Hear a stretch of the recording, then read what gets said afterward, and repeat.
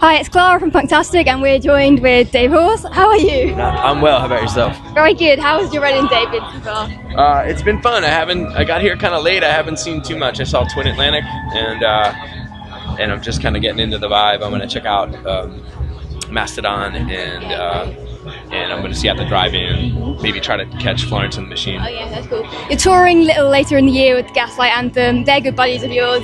How'd that come about, and what can we expect from the tour?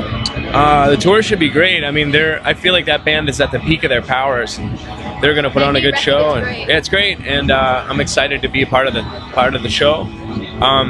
We became friends years ago. I heard Sink or Swim and thought the band was cool, and the Loved Ones took them out on tour in America, and Brian and I got along really well. I knew Benny from years and years ago doing hardcore shows, but Brian and I not only became friends on that tour, but maintained and have become closer friends since. And we've done all kinds of stuff together, the Revival Tour, solo shows, and then I just opened for Gaslight in the States in July, and we were guitar shopping, and he was like, "Hey, what are you doing in the fall?" I said, "I don't know.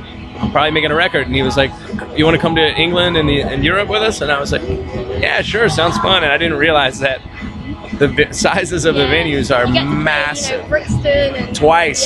Yeah. Legendary places. It's fucking crazy. So I mean, I'm excited for them, and then excited that I get to play for their audience. It should be really fun. And talking about the Revival Tour, I've seen it a couple of years now, and it's really great sort of communal feel to it, and it's just so everyone's such good buddies, and it's so cool. So what is it like for you being on the tour like that? It's exactly what you just described. I mean, it's dear friends, music that I believe in, made by people that I believe in, and in a way that's like the ego part of it, or the wherein different bands play at different points, is not really part of the story. It's like everyone's there to do it together. Crowd, artists. I mean, it's a really amazing thing that Chuck has built, and one of those things that as whenever I can, I'll do, because it's a really sort of affirming thing to do. I mean, I'm doing one in Australia in December. I can't wait. It's gonna be really fun. It's such a cool idea, like the Revival Tour, getting all these sort of, I guess, punk guys, whatever, but they're going out and they're playing these acoustic music, and it's sort of spoken that way and very communal. I think the intention is not necessarily to even make it punk guys. I mean, that's Chuck's initial circle, but he wants to grow it to it's to be a songwriting thing. And I think that sometimes the one downside to playing really loud music, punk or whatever you want to call it, the songs sometimes don't get the same respect as some other songwriters. So I love that he's focused on doing something where songs are supposed to be the point. Would it ever be maybe like a revolving tour where because I know Chuck's been on it most every time, I think, now, would it ever be where he's got like a revolving lineup of just... Yeah, he would like to grow it to the point where he doesn't even have to go on it, which... Maybe even like a label or something.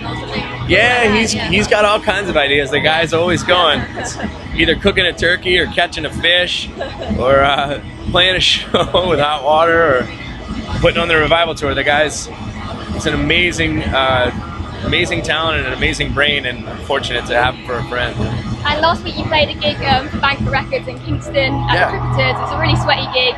Banquet and you have gone back quite a long time. And sort of, them being an independent label, an independent shop, what's your views on sort of the independent medium right now, and how it's doing? I don't have a whole lot of rules when it comes to that kind of thing. I think that when you're a creative person and you're trying to get your art out into the world, you do it on whatever terms you're comfortable with. So,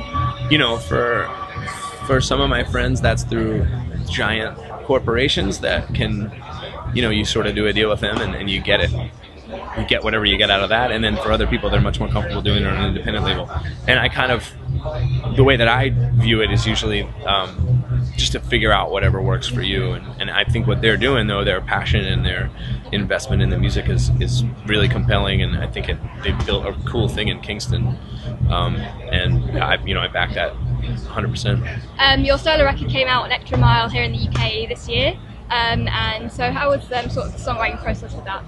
That was, I was just writing songs the same kind of way that I always have, but I just knew that they needed to be sort of treated differently than the Loved Ones would have, than we would have in the jam space, So I figured I would give it a whirl. I always wanted to make a solo record, and then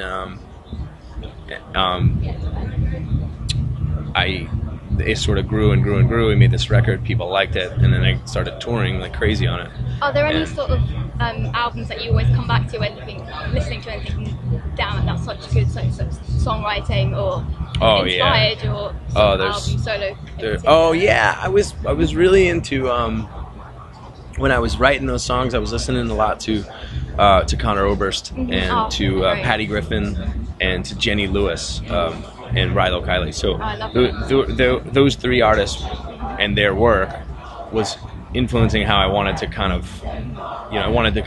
steer things in that direction, and it was fun. I mean, it was really good. I mean, I got a whole new set of influences for this one, but I mean, I'm excited to make a new record and get to that. I got the songs, I just need to get into the studio. Yeah, so you're so busy, so you have to kind of carve out some time to... I do, yeah. I need to say no to one of these tours at some point. All right. Thank you so much. That was great. Thank you. Thank you. Cheers. Cheers.